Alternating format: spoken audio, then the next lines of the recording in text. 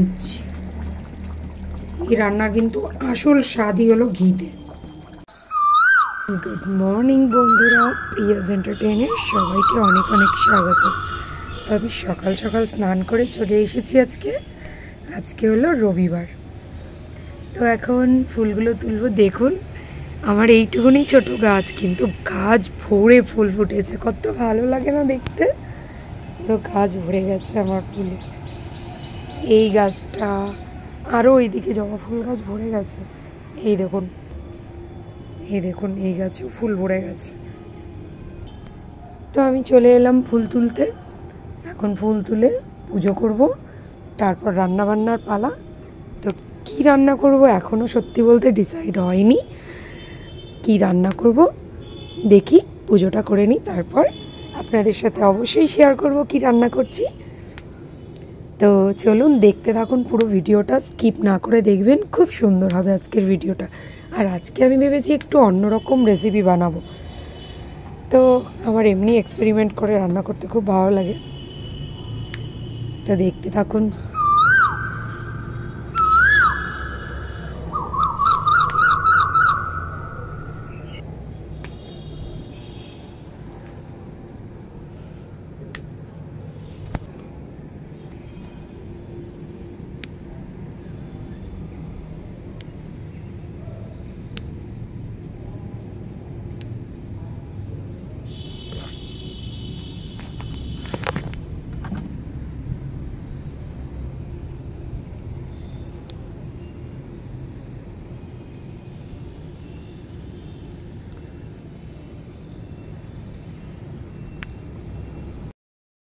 চলে এলাম, মশলা নিয়ে কিচেনে চলে এসেছি।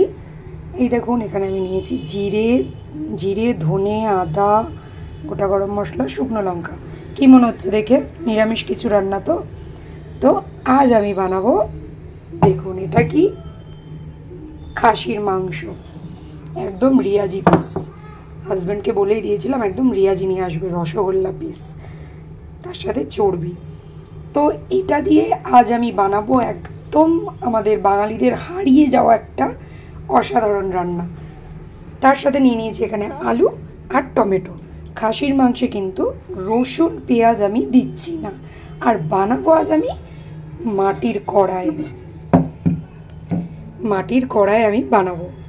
তো বলে দিই, আজ আমার রেসিপি হবে মাটির কড়াইয়ে খাসির মাংস ভাপা, তাও আবার নিরামিষ। তো বলুন তো বন্ধুরা, কি দারুণ হতে চলেছে। তো পুরো ভিডিওটা অবশ্যই দেখবেন, স্কিপ করবেন না। অসাধারণ কিন্তু একটা রান্না হবে, তো সাথে থাকুন। তো চলুন আমি আদাটা ছাড়িয়ে মশলা বেটে নিই। আর এখানে আলুগুলোকে কেটে নিই, ঝটপট করে আলু টমেটো কেটে ফেলি। তো মাংস তো আমার ধুয়েই রেডি করা হয়ে গেছে। ব্যাস মশলা করব, আলু কাটবো, মেখে এতে বসাবো। তো আমি আলুটা ঝটপট কেটে নিই। তো আমার মশলা করা রেডি। এবার আমি মাংসটা বন্ধুরা ম্যারিনেট করে নেব। তো মাংস ম্যারিনেট করার জন্য মাংসটাকে মাংস এর মধ্যে তো ম্যারিনেট করা যাবে না, তো আমি এতে ঢেলে নিচ্ছি।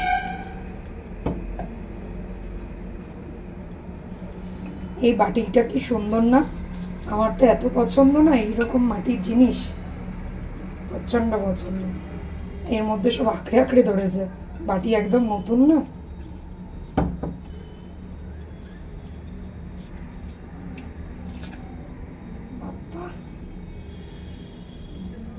এবার এতে দেব আমি বেটে নিয়েছি মশলা সব। মানে এতে আছে আদা, জিরে, ধনে, গোটা শুকনো লঙ্কা আর গরম মশলা লাগবে। হ্যাঁ, আলু আছে, লাগবে। এবার এতে দেব সর্ষের তেল। এবার এতে দেবো নুন, হলুদ, পরিমাণ অনুযায়ী নুন, আর দেব হলুদ।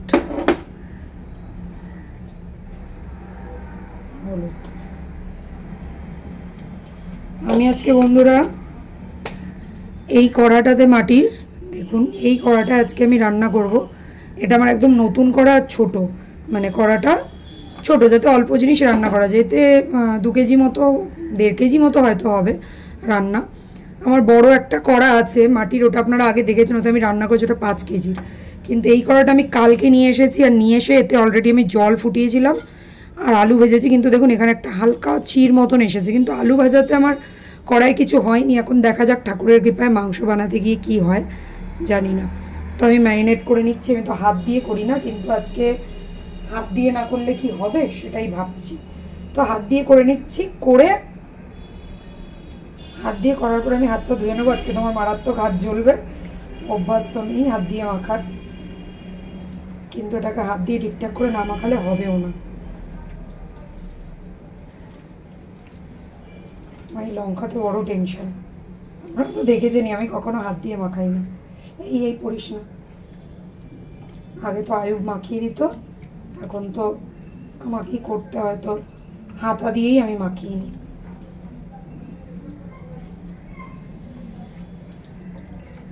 আবার আগে হাত ধুই, হাত জ্বলে যাবে।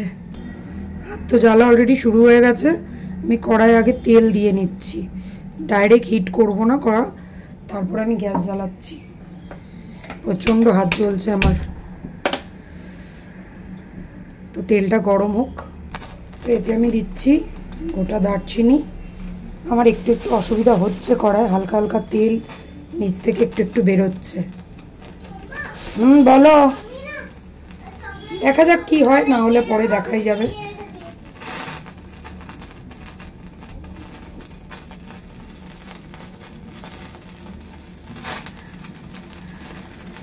কালকে আলু ভাজতে কিন্তু অসুবিধা হয়নি। যাই হোক, তো এতে আমি মাংসটা এবার দিয়ে দিচ্ছি। আস্তে আস্তে তো হবে, তোমার মাংস দিয়ে দিচ্ছি। এটা যেহেতু ভাপা হবে, তো আমাকে আস্তে আস্তে গ্যাস একদম আস্তে করে লো স্টিমে রাখতে হবে।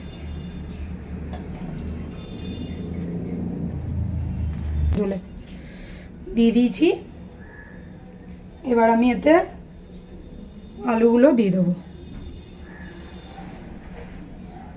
আলু আর টমেটোটা আমি ওপর থেকে দেবো সুন্দর করে সাজিয়ে। এই মাম্মা, পাপাকে বলো এই যে এই মাটির কড়ার ঢাকনাটা ঘরে রাখা আছে, একটু দিতে বলো তো বেটা। পড়ে ভেঙে যাবে, ওটা খুব ভারী, খুব ভারী বাবা, পারবে না, পাপাকে বলো দিতে।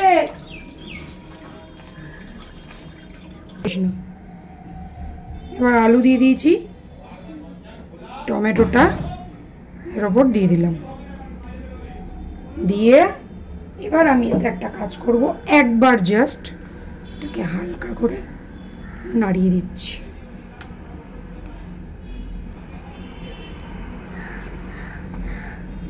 মাটির জিনিসে রান্নার এটার যে গন্ধ, একটা আলাদাই সেন্ট। আমার কড়াই পুরো ভরে গেছে।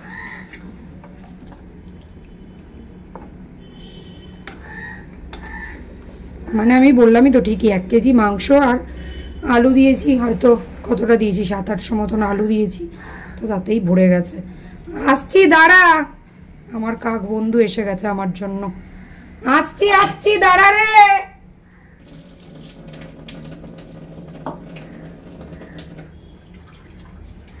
এবার এতে জল দিয়ে দিলাম হালকা, আর এখান দিয়ে মশলার জলটা দিয়ে দেবো আমি।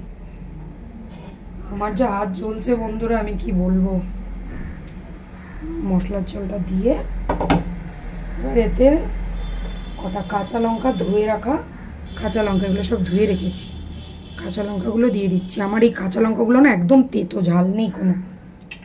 তো এবার এটা আমি, দেখুন স্টিম কিন্তু একদম কম আছে, আমি চাপা দিয়ে দিলাম। তো এবার এটা আস্তে আস্তে ওটা হতে মোটামুটি আমার 1 ঘন্টা তো লাগবে। তো বন্ধুরা, আমার মাংস হয়ে এসেছে। তো বন্ধুরা, আমার মাংস একদম রেডি। দেখুন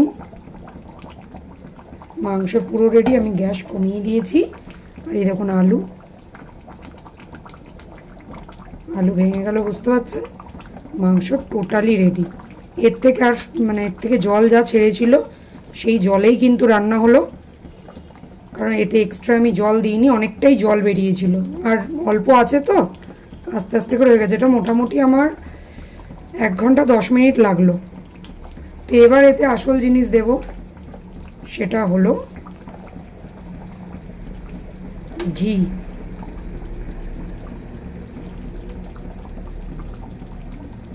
তো ঘি দিয়ে দিচ্ছি। এই রান্নার কিন্তু আসল স্বাদই হলো ঘিতে।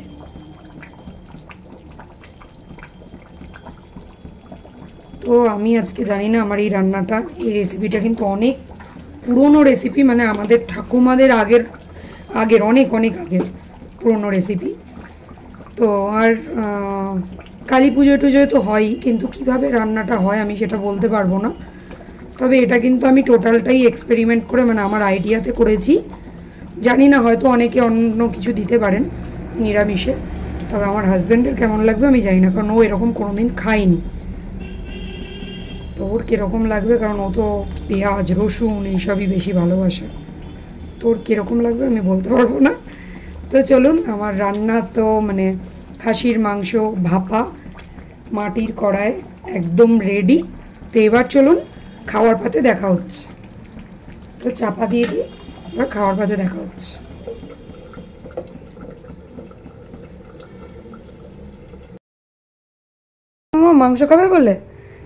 মাংস খাবে বলে বসে আছে আমার মেয়ে, পাগল হয়ে গেছে। তো এবার মাংসর ঢাকনা খোলার পালা।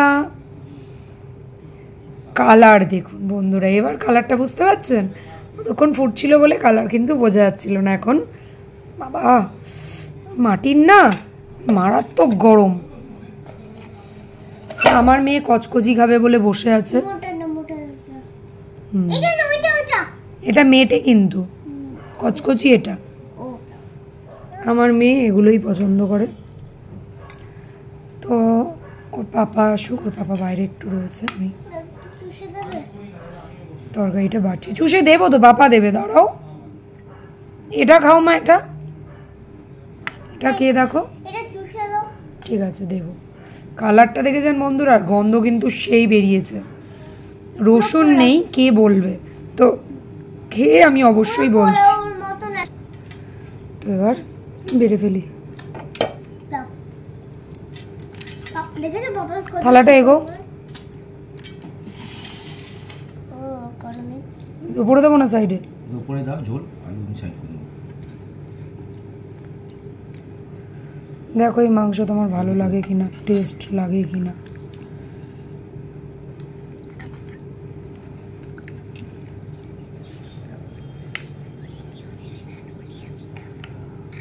তুমি চুপচাপ খাও, ওটা বেশি কথা হবে না। সে তো ঘি দেওয়া, তাই এই রান্নায় ঘি না দিলে রান্নার স্বাদই আসবে না।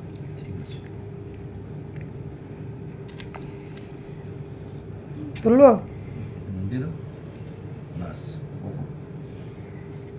এটা কিন্তু গ্রেভি, এটা কিন্তু ঝোল নয়। হ্যাঁ এবার তুমি খেয়ে বলো, তারপর আমি খাবো। বাবা অনেক পিস হয়ে গেছে, খাও। মাম্মা বললি না তো খেয়ে কেমন হয়েছে? কেমন হয়েছে? দেখি তোর পাপা কি বলে, কোনোদিন খাইনি তো এরকম রেসিপি। মাটির না গরম কমছেই না।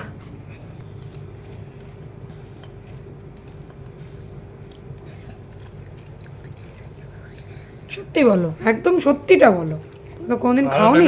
এরকম খাইনি বলে, কিন্তু খেতে খুব ভালো লাগছে। সত্যি তো? সত্যি। তুমি তো আর পেঁয়াজ রসুন ছাড়া খেতেই পারো না। এতে কোনো পেঁয়াজ নেই, রসুন নেই, কিচ্ছু নেই, ওই জন্য আলাদা লাগছে টেস্টটা, কিন্তু ভালো লাগছে, খেতে ভালো লাগছে। খেতে ভালো হয়েছে? মাম্মা তো বললোই, আর আমি দেখি। সত্যি ভালো।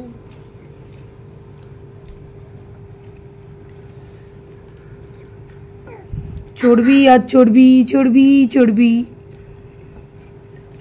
আমি খেয়ে তারপরে আমি আপনাদেরকে বলবো যে বানিয়ে এরকমভাবে খাবেন কি খাবেন না। এই রান্নাটা তো বললামই অনেক পুরনো রান্না,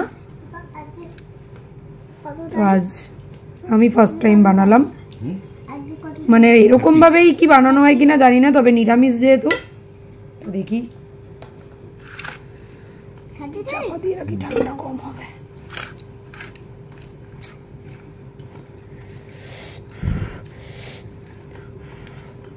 ওই মাংসের থেকে এই মাংসটা একদম পারফেক্ট। তাই? হলুদ পারফেক্ট। বাবা পারফেক্ট, নুন হলুদ পারফেক্ট।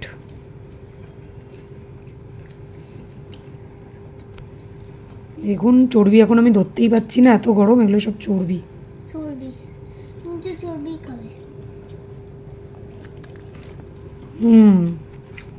আমরা মাংস অসাধারণ।